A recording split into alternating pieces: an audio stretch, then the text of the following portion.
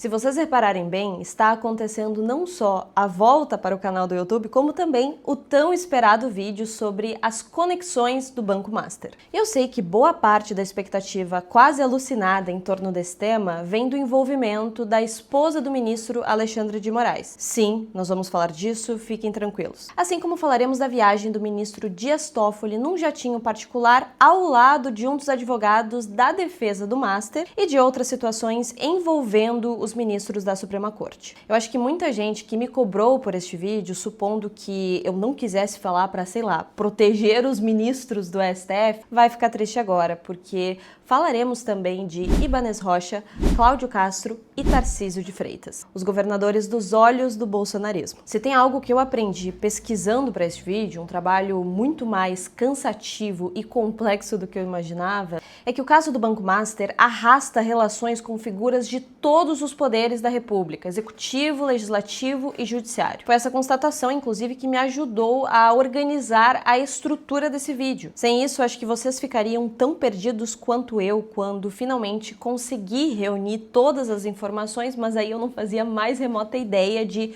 por onde começar. Então vamos por partes. Começaremos com o executivo, seguindo para o legislativo e, por fim, o tão esperado judiciário. Até porque, depois de todo o trabalho que eu tive para produzir esse vídeo, o mínimo que eu espero é que vocês assistam até o final. Já tem nos meus perfis um vídeo explicando desde o início o caso do Banco Master, o link vai estar aqui na legenda e eu recomendo que antes de assistir este vídeo aqui, vocês assistam aquele. Não obstante, aqui vai uma breve contextualizada. No dia 18 de novembro do ano passado, a Polícia Federal deflagrou a Operação Compliance Zero para investigar a emissão de títulos de crédito falsos por instituições que integram o Sistema Financeiro Nacional. O grande nome desse esquema, o Banco Master, que oferecia aos seus clientes investimento em renda fixa, o CDB, em valores muito abaixo dos oferecidos pelo mercado. Daniel Vorcaro, o dono do Master, foi preso enquanto se preparava para fugir no seu jatinho particular. Tudo indica que o banqueiro, muito bem relacionado do meio político, preparou a sua fuga ao receber a informação adiantada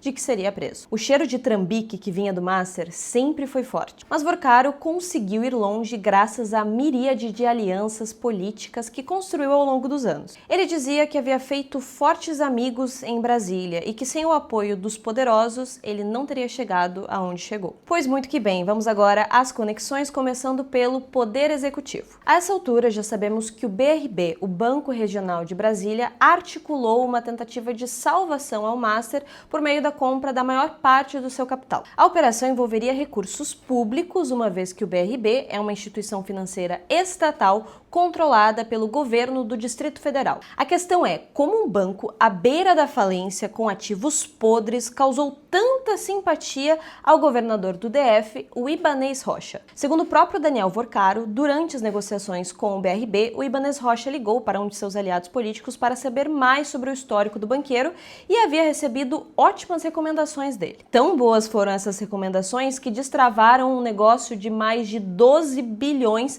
entre a instituição financeira pública e o Master, que precisava desses recursos para sobreviver no mercado. Procurado, Ibanez confirma que esteve com o Vorcaro uma ou duas vezes em eventos públicos, mas nunca para tratar de banco, porque ele diz não entender de sistema financeiro e que o diálogo das boas referências relatado pelo banqueiro nunca aconteceu. Logo depois da prisão de Vorcaro, a Justiça Federal determinou o afastamento do presidente do BRB, Paulo Henrique Costa. Segundo a PF, a operação de compra do Master pelo BRB havia sido aprovada por pura camaradagem. Como vocês já devem imaginar, o Ibanez não é o único governador bolsonarista envolvido com o escândalo do Master. Vamos sair do Distrito Federal agora e dar um pulinho no Rio de Janeiro, governado por Cláudio Castro, que orgulhosamente promoveu uma chacina no seu estado, sendo hoje o governador com maior número de mortes por operações policiais desde a redemocratização. Para chegarmos até ele, antes precisamos passar por Augusto Lima, empresário baiano preso na Operação Compliance Zero, que desde 2019 era sócio de Vorcaro no Banco Master. Ele é o criador do CredSesta, um cartão de crédito consignado destinado a servidores públicos e empresas privadas. Quando se tornou sócio de Vorcaro, o Lima levou essa operação ao Master. Em 2024, ele deixou a sociedade no Master, mas assumiu o controle do Banco Voiter, que integrava o grupo. Ele mudou o nome do banco para Pleno e fez 2 aportes de capital na instituição que somam 160 milhões. Além de ter boa circulação com políticos baianos, o Lima Lima também tem um bom trânsito em Brasília. Em 2024, ele se casou com a Flávia Arruda, que é uma ex-ministra do governo Bolsonaro,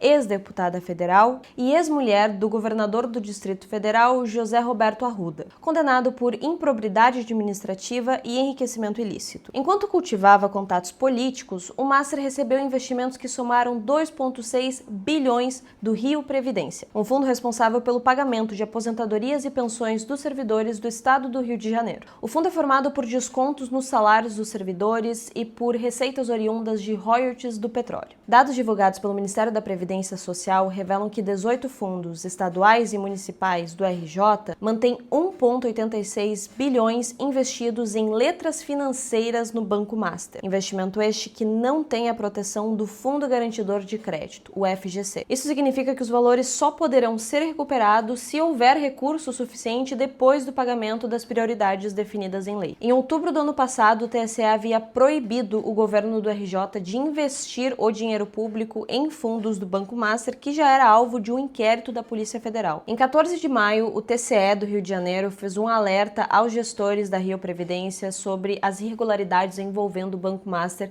e ressaltou que eles poderiam ser pessoalmente responsabilizados se mantivessem esse tipo de negócio. Mesmo assim, as transações não pararam. A Rio Previdência fez 16 aportes que juntos totalizaram mais de R$1 bilhão em fundos administrados pelo Master no intervalo de 66 dias. Com a liquidação do banco, o dinheiro que garante a aposentadoria dos servidores ficou retido em aplicações do Banco Master sem a garantia do FGC. Os funcionários do Estado utilizavam o serviço do CredSesta, criado por Augusto Lima, lembra? A Secretaria da Casa Civil do governo do Cláudio Castro autorizou a CredSesta, esse cartão de crédito consignado ligado ao Master que segue disponível, a oferecer os seus serviços a aposentados e pensionistas do Rio Previdência, com a possibilidade inclusive de desconto em folha de pagamento. Os valores eram repassados pelo Rio Previdência ao Banco Pleno, também criado por Augusto Lima e administrador do CredSesta. Rio Previdência, caso ainda não tenha ficado claro, é controlado pelo governo do Cláudio Castro. Só que a penetração dos negócios do Banco Master com o governo do RJ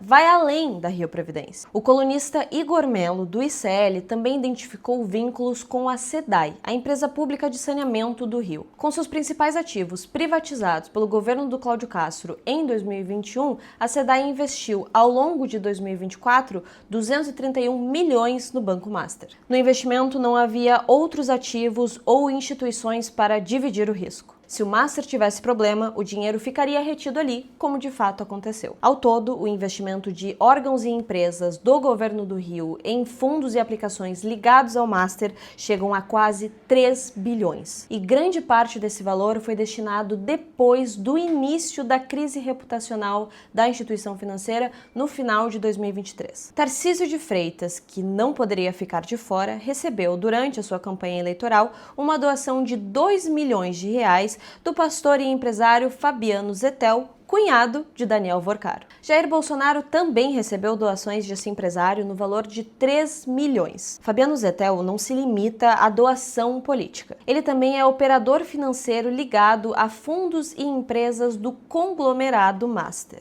O Tarcísio, como vocês devem saber, no segundo ano do seu governo, privatizou a EMAI, com direito a foto posada e martelada. Um gesto que virou a marca da sua gestão privatista. O Fundo Fênix arrematou a EMAI por pouquinha coisa mais que 1 bilhão. Entre os cotistas está o empresário Nelson Tanuri, investidor de referência do fundo. E é aí que o Banco Master reaparece na história. Já privatizada, a EMAI aplicou 160 milhões em CDBs do Let's Bank, que pertence ao conglomerado do Master. Ou seja, o consórcio que arrematou a estatal aplicou milhões no banco do cunhado do doador de Tarcísio. Depois dessa, vamos às conexões no poder legislativo. Considerando as notórias relações de amizade, Vorcaro parece ter sido alçado ao centro da política pela tropa de choque composta por Ciro Nogueira, presidente do PP, e Antônio Rueda, presidente do União Brasil. O Ciro Nogueira atualmente é senador, mas ele já foi ministro da Casa Civil do governo Bolsonaro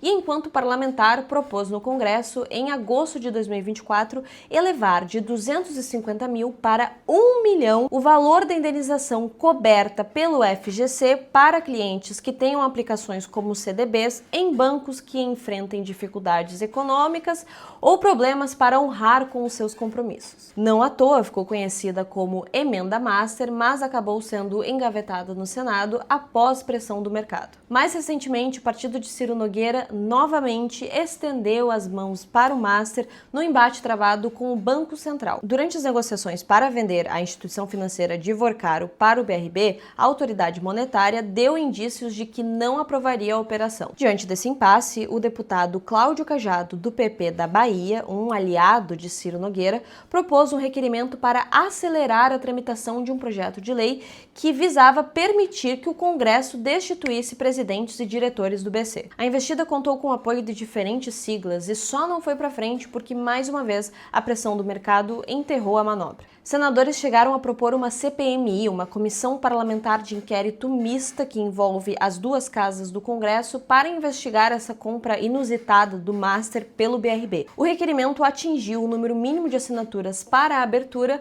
mas foi retirado de pauta de forma abrupta e nos bastidores fala-se que o principal articulador contra essa CPMI tenha sido o Ciro Nogueira, que, embora negue a sua influência, tem a sua atuação associada ao que é chamado de bancada do Banco Master. As investigações também apontam que o Vorcaro recebeu investimentos bilionários de um fundo que é investigado por uma suposta associação com o PCC. Coincidência ou não, existem fortes suspeitas de que Ciro Nogueira e Antônio Rueda se relacionem com empresários ligados à facção. Vale lembrar que Rueda e Nogueira são os principais articuladores da campanha de Tarcísio para a presidência. E se vocês bem lembram, Tarcísio foi quem indicou seu secretário de Segurança Pública, o Guilherme Derrite, para relatar o PL antifacção, que em última instância, ou na verdade em primeira instância, tinha como principal objetivo enfraquecer a atuação da Polícia Federal. Ligar Lé com Cré nunca foi tão fácil.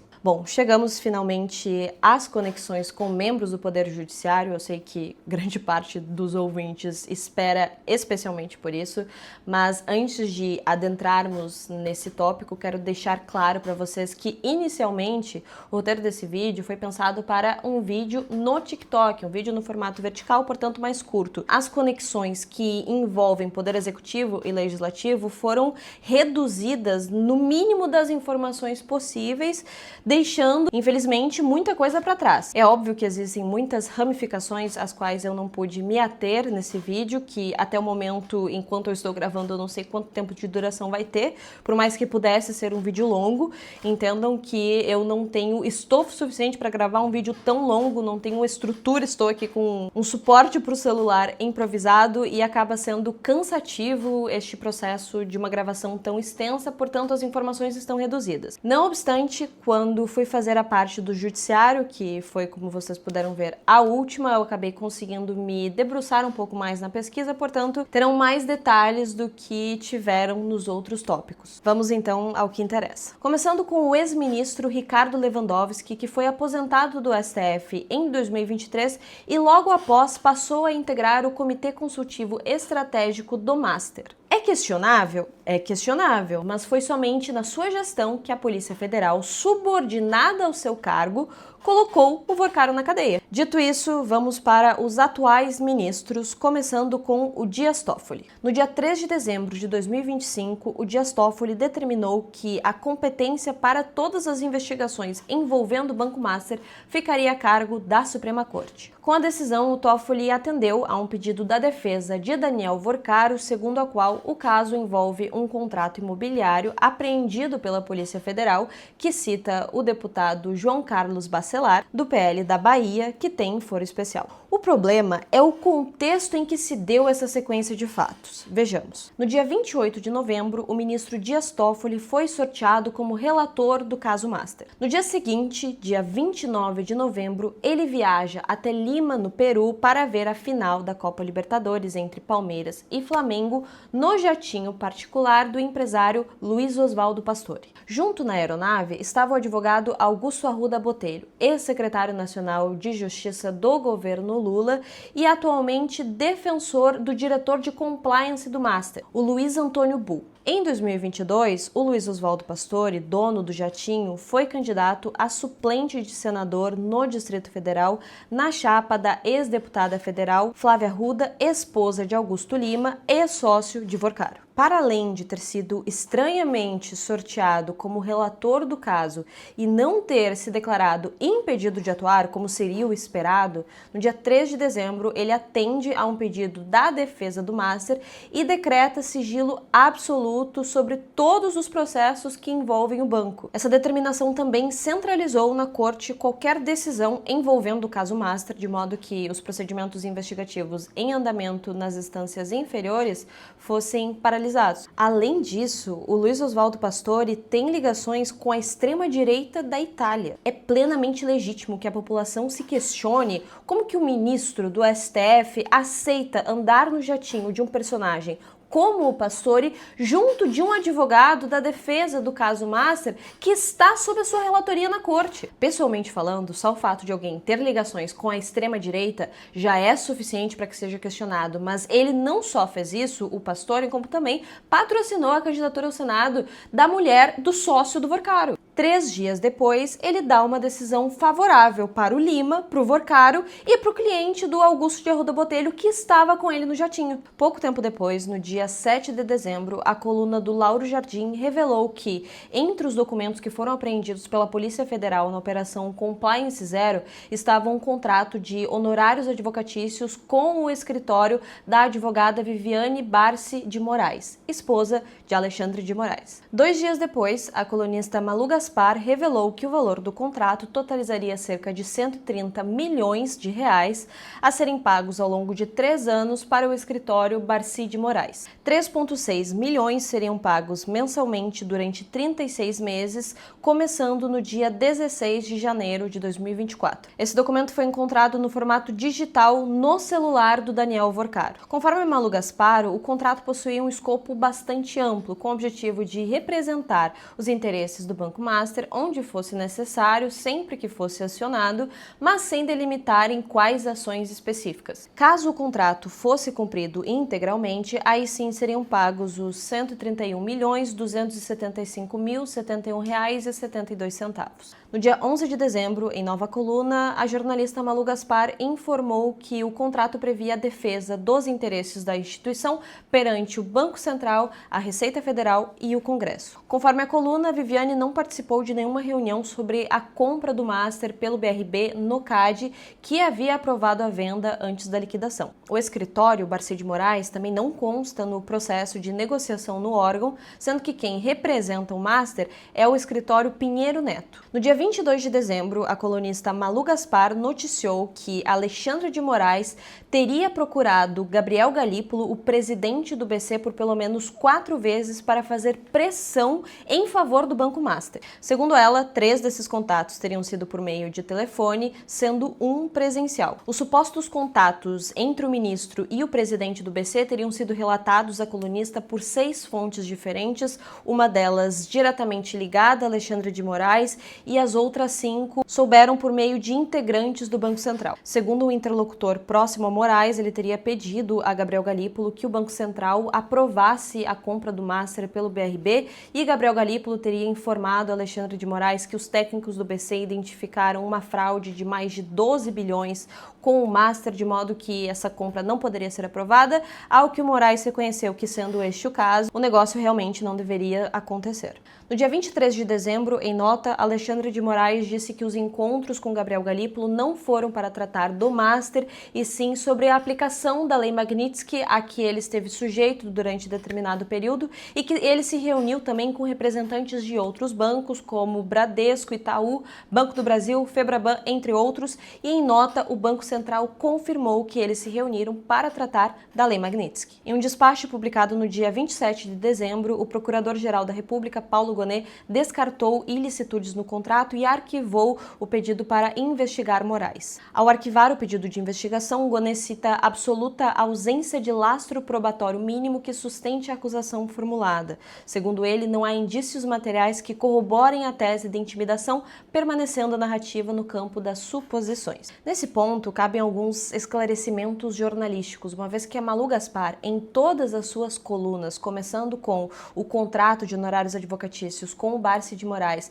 e depois das supostas reuniões do Alexandre de Moraes com o Gabriel Galípolo, foram fontes em off. Isso significa dizer que ninguém, a não ser ela, sabe quem são essas fontes, logo se são fontes realmente confiáveis. De forma alguma isso quer dizer que a Malu Gaspar ou qualquer outro jornalista que se utilize de fontes em off não esteja fazendo corretamente seu trabalho ou esteja mentindo. Dentro do jornalismo é plenamente legítima a utilização das fontes em off, só que sem uma documentação material que corrobore esses fatos, fica muito difícil fazer uma análise substancial do que foi supostamente conversado. Porque em nenhum momento, pelo menos até agora, dia 8 de janeiro, ela trouxe a público as fontes no on, ou seja, nomeou de forma que existe uma pessoa a partir da qual é possível se iniciar uma investigação. Portanto, as fontes testemunhais ouvidas pela colunista apresentam um caráter aquém da subjetividade. O interlocutor disse não pode ser levado a sério como uma fonte testemunhal de caráter objetivo, sendo apenas um depoimento no campo da suposição, como caracterizou Paulo Gonet no despacho que arquivou o pedido de investigação e como corrobora o pesquisador e jornalista Nilson Lage no livro A Reportagem.